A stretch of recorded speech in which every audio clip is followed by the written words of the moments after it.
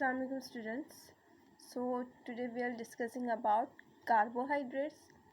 आज हम कार्बोहाइड्रेट्स को डिटेल में जानेंगे, इसकी बेसिक चीज़ें जानेंगे, इसको क्लासिफाई करेंगे, ठीक, और स्टेप बाय स्टेप डिटेल में इसको समझेंगे भी इसके स्ट्रक्चर्स के साथ, ठीक है।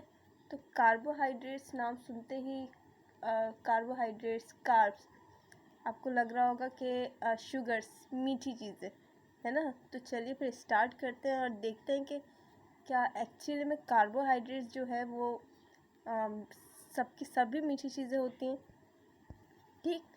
तो सबसे पहले नाम को ही समझेंगे हम, जिस तरह हम हमेशा करते हैं कि सबसे पहले जो टॉपिक है उसके नाम को समझ लेना है हमने, और नाम को समझने के लिए क्या करेंगे, हम नाम को तोड़ेंगे। नाम को अगर हम तोड़ें तो सबसे पहले कार्ब, उसके बाद आ जाता है हाइड्रेट्स, ठीक है। कार्बोहाइड्रेट्स अगर हमने इसको तोड़ दिया सेंटर से तो बनता है कार्बो, उसके बाद हाइड्रेट्स, यानी हाइड्रेट्स ऑफ कार्बन। यहाँ पे किस चीज़ की बात हो रही है, हाइड्रेट्स ऑफ कार्बन की बात हो रही है, ठीक। तो हम कुछ इस तरह से इसको लिख सकते हैं ऐसे हम इसको लिख सकते हैं, यानी जितने कार्बन है उतने ही वाटर मॉलिक्यूल होंगे, ठीक है। जितने कार्बन है उतने ही वाटर मॉलिक्यूल्स यहाँ पर होंगे, ठीक है। And this gives us the general formula. देखिए ये जो फार्मूला है ये सिर्फ मोनोसैकेराइड्स पे काम करेगा, ठीक है। उसके अलावा किसी और डाइसैकेराइड्स वगैरह पे काम नहीं करेगा, सिर्फ ये सिंपल शुगर्स मोनोसैकेराइड्स पे ये फार्मूला काम करेगा। चलिए अब हम कुछ कार्बोहाइड्रेट्स के फंक्शंस को डिस्कस कर लेते हैं टू बी बेटर अंडरस्टैंड कि कार्बोहाइड्रेट्स करते क्या क्या है, ठीक है।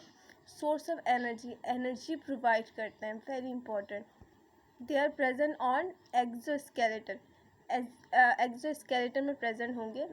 ये आप पढ़ेंगे कि किस तरह से ये एक्सोस्केलेटन बनाते हैं with the help of chitin. इसको हम आगे डिस्कस करेंगे, ठीक है। और क्या करते हैं, ये सेल के स्ट्रक्चर में हेल्प करते हैं, हमारी बॉडी में स्टोर होते हैं in the form of glycogen, फिर फर्दर स्टोर होता है हमारे मसल्स में और हमारे लिवर में, ठीक है। कार्बोहाइड्रेट्स हमें वाइटल न्यूट्रिएंट्स प्रोवाइड करता है for proper functioning of our body, ठीक है। तो ये सब कुछ मोटे मोटे कुछ चीज़ें थी, मोटी मोटी सी, जो मैंने आपको ऊपर ऊपर से बता दी कि क्या क्या कार्बोहाइड्रेट्स के फंक्शंस होते हैं। अब एक और बहुत इम्पॉर्टेंट बात कि आपको ऐसा लग रहा होगा, लेट मी टेल यू कि हर कार्बोहाइड्रेट जो है वो मीठा नहीं होता, ठीक है। So let's classifying them and we'll see which are actually sweet sugars and which are not, ठीक है। तो जब हमने इनको क्लासिफाई किया तो हमने किस तरह से इनको क्लासिफाई किया, 4 ग्रुप्स में हमने इसको क्लासिफाई कर दिया। एक को हमने कहा मोनोसैकेराइड्स, दूसरे को हमने कहा डाइसैकेराइड्स, तीसरे को हमने कहा ओलिगोसैकेराइड्स, चौथे को हमने कहा पॉलीसैकेराइड्स, ठीक है। तो मोनोसैकेराइड्स, मोनो का मतलब एक, और saccharides, saccharide word is for sugars, ठीक है। मोनोसैकेराइड्स यानी इसके अंदर सिर्फ एक शुगर का मॉलिक्यूल होगा, ठीक है। इसके अंदर सिर्फ एक शुगर मॉलिक्यूल होगा, यानी कि अगर इसको हमने तोड़ा, और डिपेंड करता है कि हम इसका ब्रेक डाउन किस तरह से कर रहे हैं, कंप्लीट ब्रेक डाउन कर रहे हैं या फिर इनकम्प्लीट ब्रेक डाउन कर रहे हैं। जैसे कि हमने रेस्पिरेशन में पढ़ा था, जब वहाँ पे हम रेस्पिरेशन में कंप्लीट हम ब्रेक डाउन कर रहे थे तो हमें क्या मिलता था वहाँ पे, कार्बन एंड वाटर, ठीक है। और जब हम उसका इनकम्प्लीट ब्रेक डाउन कर रहे थे तो हमें बहुत सारी चीज़ें मिल रही थी, जैसे लैक्टिक एसिड, इथाइलिन कार्बन में, ठीक है। तो इसी तरह अगर हमने मोनोसैकेराइड को तोड़ा तो हमें कोई दूसरी शुगर नहीं मिलेगी, ठीक है, सिर्फ कार्बन और वाटर हमें मिलेगा, यानी यहाँ पे सिर्फ शुगर का एक कंप्लीट मॉलिक्यूल होगा मोनोसैकेराइड्स में। इसको तोड़ने पे हमें कोई दूसरी शुगर नहीं मिलेगी, ठीक है। अब आते हैं डाइसैकेराइड्स पे। डाई यानी कि दो, डाइसैकेराइड्स यानी कि यहाँ पे 2 शुगर के मॉलिक्यूल्स होंगे, यानी अगर हमने इसको तोड़ा तो हमें 2 शुगर के मॉलिक्यूल्स यहाँ पे मिलेंगे, ठीक है। उसी तरह ओलिगोसेक्राइड्स में कितने मॉलिक्यूल्स होते हैं? 3 से लेकर 10 तक के मॉलिक्यूल्स होते हैं शुगर के। यूजुअली डाइसेक्राइड्स और ओलिगोसेक्राइड्स को एक ही ग्रुप माना जाता है। तो यहाँ पे मैंने अलग अलग ग्रुप्स बना के आपको समझाने की कोशिश की है, ठीक है। तो ओलिगोसेक्राइड्स में क्या होते हैं? 3 से लेकर 10 तक के शुगर के मॉलिक्यूल्स होते हैं। उसके बाद आ जाते हैं पॉलीसेक्राइड्स। पॉलीसेक्राइड्स पे 10 और उसके बाद जितने भी होंगे, ठीक है, 10 या 10 से ज़्यादा जितने शुगर मॉलिक्यूल्स होंगे वो किस ग्रुप में आ जाते हैं? पॉलीसेक्राइड्स में। पॉली यानी कि मैनी, ठीक है, यहाँ यानी आप इसमें बहुत सारे शुगर मॉलिक्यूल्स यहाँ पे जुड़ने वाले हैं, ठीक। So yes, let's discuss about monosaccharides in details, ठीक है। तो मोनोसेक्राइड्स जिसको हम अभी अभी थोड़ा बहुत डिस्कस करके आए, यानी इसके अंदर क्या होगा? सिर्फ एक शुगर का रेजिड्यूस शामिल होगा, सिर्फ एक शुगर का मॉलिक्यूल इसमें शामिल होगा, ठीक है। जैसे कि फॉर एग्जांपल ग्लूकोज, ठीक है। और इसका जनरल फार्मूला मैंने आपको बताया था कि हम इसको इस तरह से लिख सकते हैं, ठीक है, और इसको हम ऐसे कर सकते हैं। इसको हम इस तरह से हमने क्यों लिखा?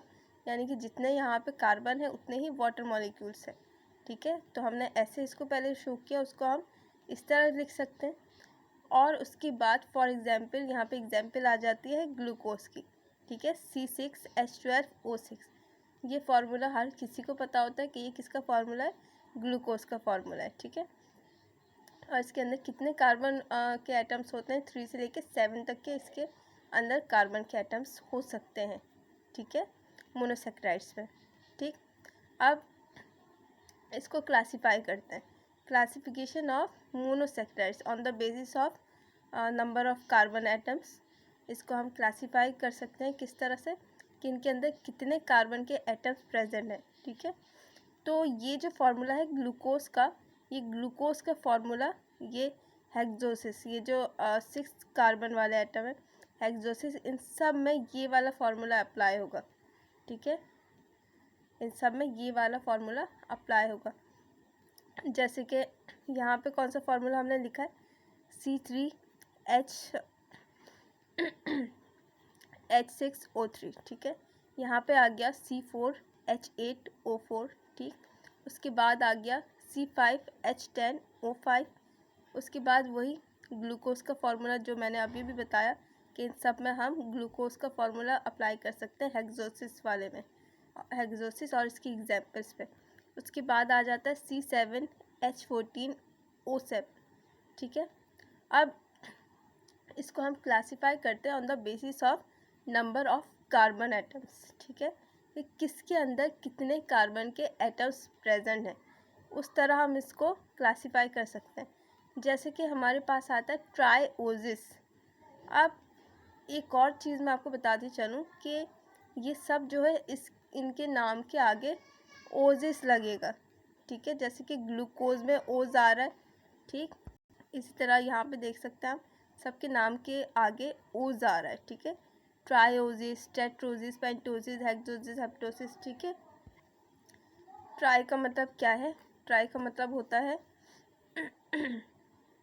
3, यानी इसके अंदर कितने कार्बन के एटम्स होंगे? 3 प्रेजेंट होंगे। उसके बाद टेट्रा यानी कि 4, पेंटोस यानी कि 5, ठीक है, हेक्सा यानी कि 6, हेप्टा यानी कि 7, ठीक है। तो इस तरह से आप बहुत इजीली, इनका फार्मूला भी आपको याद हो चुका होगा आई थिंक, बहुत इजी है। इसी तरह इनके नाम भी आपको याद हो चुके हैं और आप बहुत इजीली बता भी सकते हैं कि इसके नाम को देख के आप बता सकते हैं कि इनके अंदर कितने कार्बन के एटम्स प्रेजेंट हैं, ठीक है। ट्राइओजिस, टेट्रोजिस, पेंटोजिस बहुत ज़्यादा इजी है।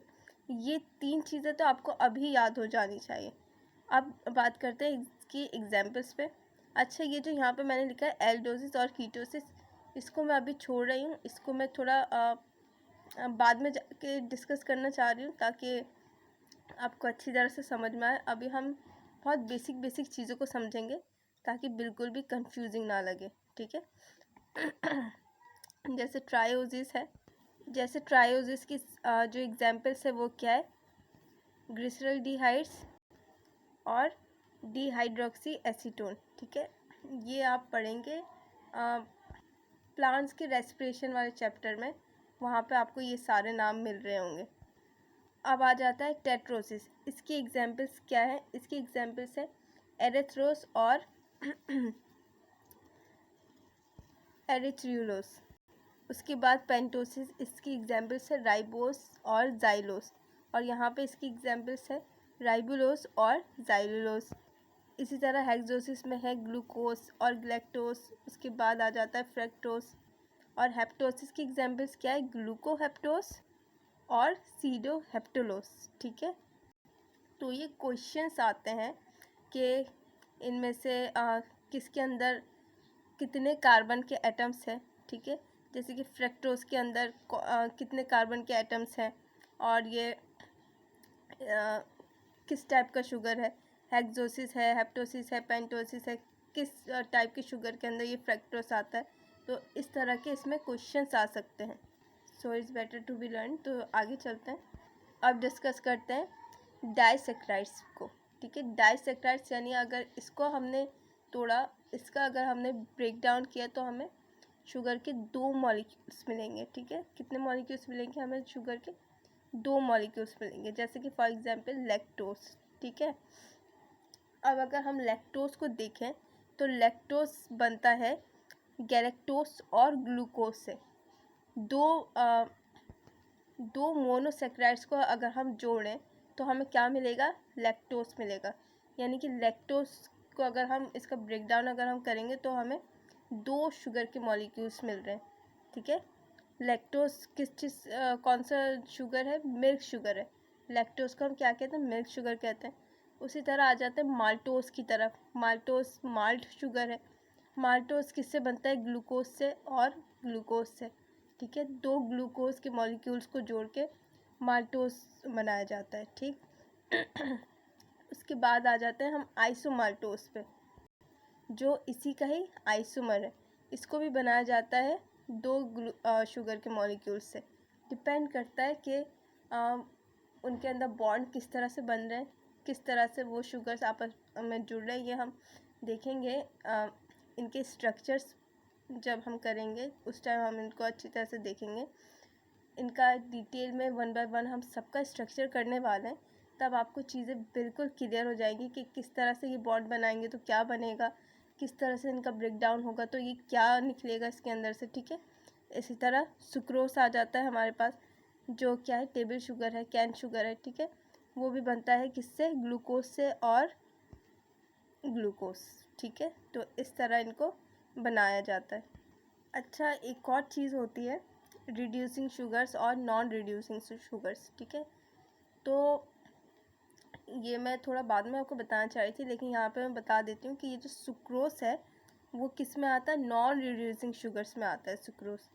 ठीक है, और इसके अलावा जो मोनोसेक्राइड्स हैं वो किस में आते हैं? रिड्यूसिंग शुगर में आते हैं कम्प्लीटली। उसके बाद जो पॉलीसेक्राइड्स हैं, पॉलीसेक्राइड्स पूरे के पूरे आते हैं नॉन रिड्यूसिंग शुगर्स पे। ये मैं बाद में आगे चल के आपको बताऊंगी। ठीक है, अब हम डिस्कस करते हैं ओलिगोसेक्राइड्स को। ओलिगोसेक्राइड्स और डाइसेक्राइड्स ये यूजुअली एक तरह के ही होते हैं। ठीक है, लेकिन इसको मैंने अलग अलग करके लिख दिया, यहाँ पे मैंने 4 लिख दिया। ठीक है, नंबर 3 है ये। तो ओलिगोसेक्राइड्स को हम डिस्कस करते हैं। ओलिगोसेक्राइड्स में 3 से लेके 10 शुगर के मॉलिक्यूल्स हो सकते हैं। ठीक है, कितने हो सकते हैं? 3 से लेके 10 शुगर के मॉलिक्यूल्स हो सकते हैं ओलिगोसेक्राइड्स में। जैसे कि इसकी एग्जांपल्स में आ जाता है रेफिनोज, और जैसे कि माल्टोट्राइओसिस। ठीक है, तो ये सारी क्या है? इसकी एग्जांपल्स है, यानी अगर इनका हमने ब्रेक डाउन किया तो हमें 3 शुगर के मॉलिक्यूल्स मिलेंगे। ठीक है, अच्छा यहाँ पे कुछ और चीज़ है कि ओलिगोसेक्राइड्स में और भी क्या क्या चीज़ें आ जाती हैं। अगर ओलिगोसेक्राइड्स में कोई ऐसा कंपोनेंट है जिसके अंदर सिर्फ 2 शुगर के रेजिड्यूज है तो उसको हम कहेंगे डाइसेक्राइड्स। अब ये भी हमने पढ़ा है, डाइसेक्राइड्स भी ओलिगोसेक्राइड्स में आते हैं। ये दोनों अभी मैंने बताया यूजुअली सेम ही होते हैं, वैसे इसको अलग अलग करके भी हम क्लासीफाई कर सकते हैं। अगर 3 शुगर के रेजिड्यूज हैं तो उसको हम क्या कहेंगे? ट्राइसेक्राइड्स भी कह सकते हैं। अगर 4 शुगर के रेजिड्यूज है तो उसको हम टेट्रासेक्राइड्स भी बोल सकते हैं। ठीक है, ट्राई मीन्स 3, टेट्रा मीन्स 4, ठीक है, एंड सो ऑन। लेकिन हम क्या कहते थे, इतना हम इसको पेचीदा नहीं करेंगे, हम इसको सिंपल ओलिगोसेक्राइड्स बोल देते हैं। चाहे इसमें 3 शुगर के रेजिड्यूज हो, 4 रेजिड्यूज हो, 5 हो, तो उन सबको हम क्या कह देते हैं, ओलिगोसेक्राइड्स कह देते हैं।